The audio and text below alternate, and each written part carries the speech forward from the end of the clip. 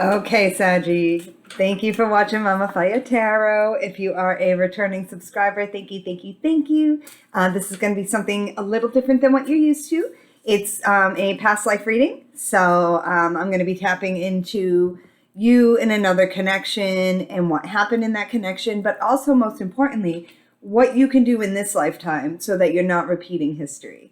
All right. And if this resonates with you, hit that thumbs up. If you are new, know that this isn't my typical tarot reading that I do on this channel. This is something a little new. I am showing them off for an event we're doing on October 28th. I'm going to be doing these past life readings, personal readings, and you can check the link below, the description box below for the link. And what else? And if you want a personal reading, also the link for Zoom to book a Zoom meeting through Everybody in Mind Wellness Center or a video reading through Wisio. Those links are also listed below, along with the Green Witch Home and a discount code. When you order from her, she has some wonderful crystals, smudge sticks, and all kinds of fun stuff. I got a bunch of plants from her the other day. So, all right, my beautiful people, I am very, very excited to get into this past life reading. That Leo reading was rough. Really rough. So I'm hoping yours will be a little less so. Okay, beautiful people. Here we go. Dear God, Mother Earth, Spirit Guides, Angels, and Ancestors, please protect me and my viewers by only allowing in messages from the highest of vibrational beings and block any negative energies from entering this sacred space. So mo it be. Woo, that was quick. Wow, Saggy, naturally. You would get something deep like this. You are in some indigenous culture, tribal, so native of some kind. Probably this looks either Native American or like Mexico, possibly Mayan, that sort of stuff. Dope, you guys. That's exciting. All right. Oh, I picked up the wrong pile again. I keep doing that. All right. So, and this is the, where is it? Awakening Far Memory deck. So, that's, the images are a little immature for me, if you ask me. I like artsy cards. But I like these because they give really specific information. I don't use them the way the book says, but yeah, so this is some tribal stuff.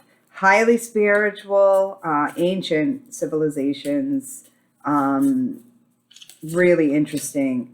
All right, so what did you do for work in your adult life during this indigenous time? That's interesting. I wonder what will come up for this.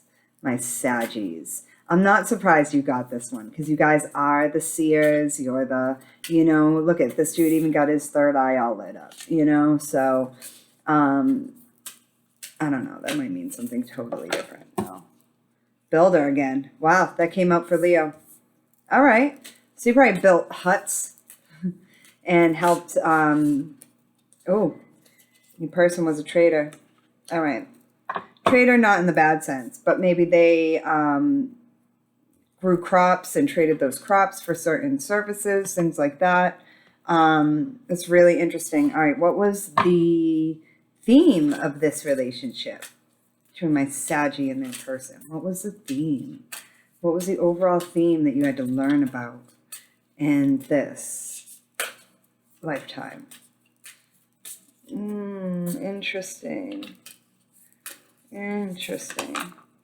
Growth. Wonderful.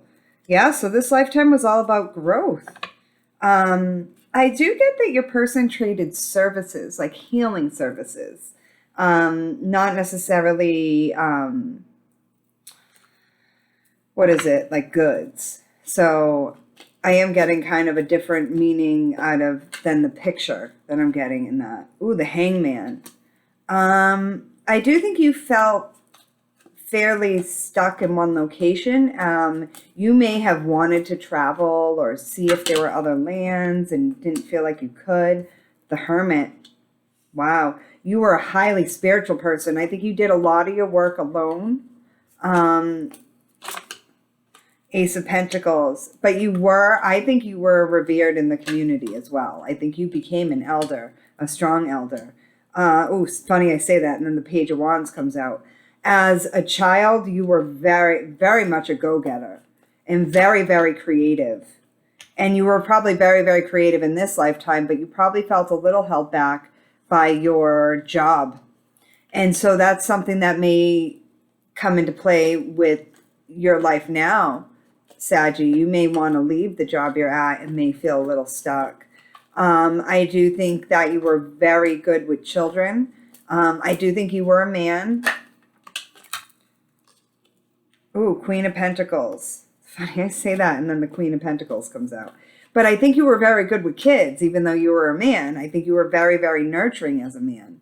And I do think that you were very playful with your children. I think you were a good husband and a good person in this lifetime. Very nurturing, very caring, but you needed your alone time.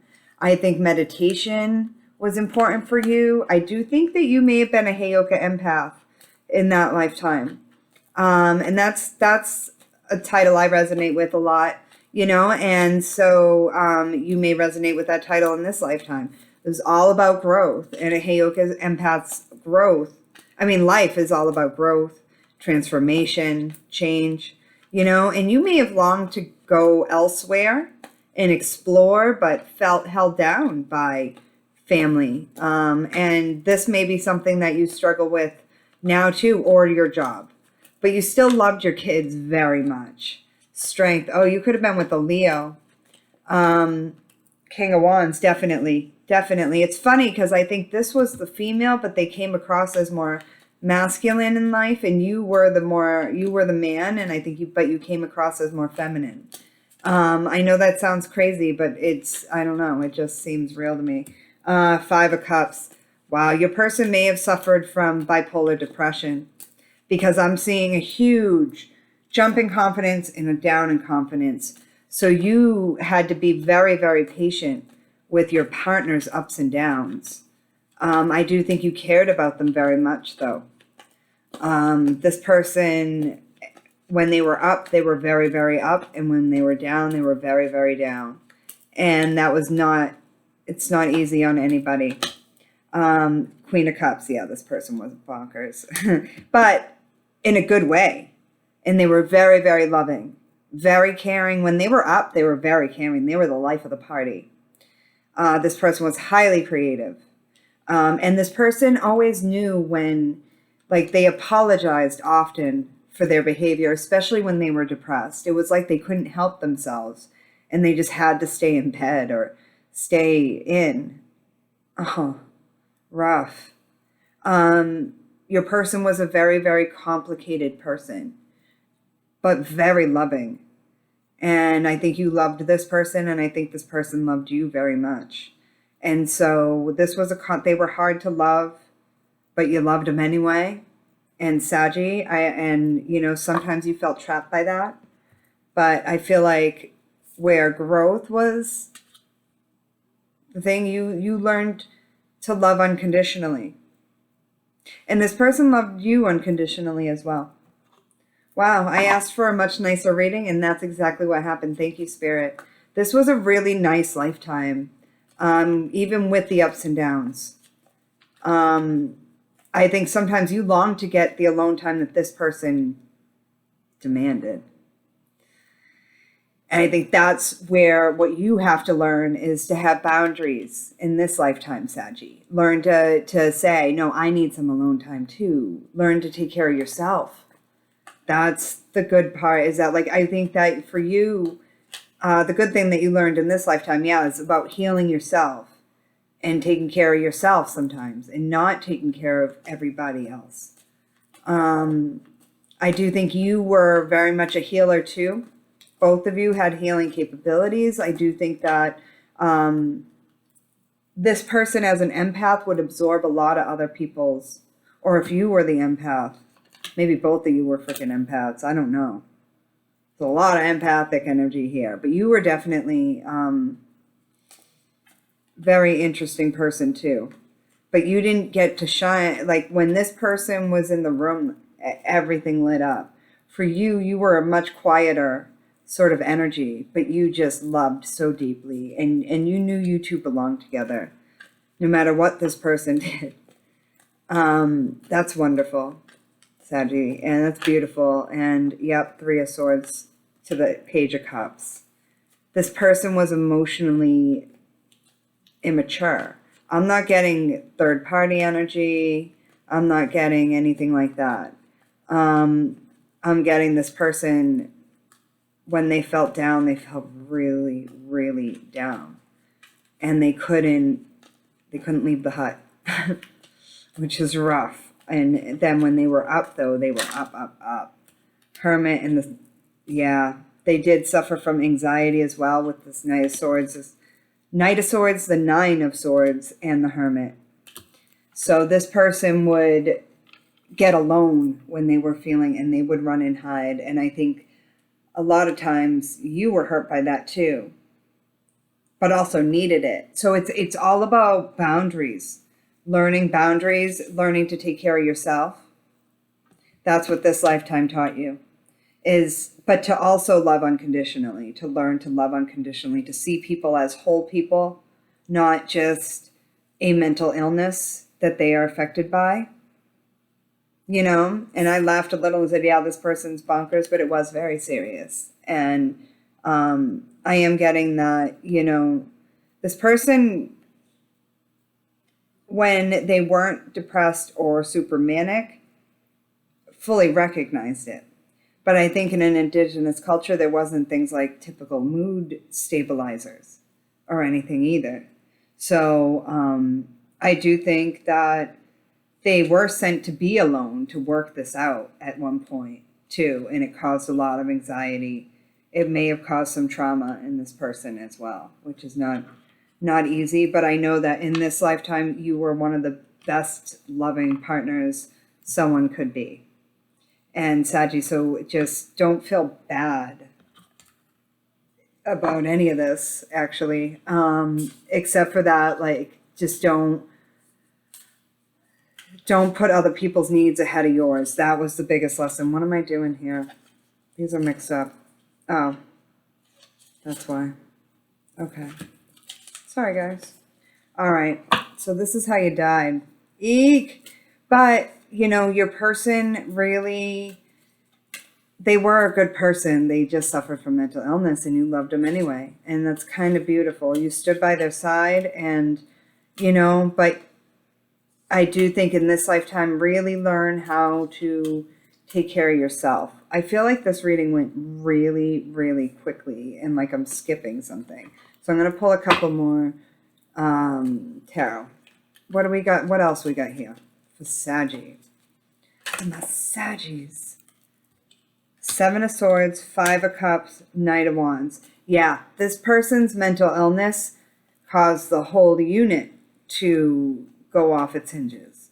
And you never knew from one day to the next if you were going to be getting your depressed person or your sad person, or your depressed person or your happy person.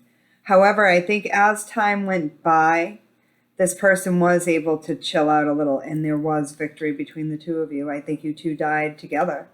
I think that, you know, and I do think that mental illness was viewed very differently in indigenous culture. So this person wasn't demonized the way people with mental illness are demonized now.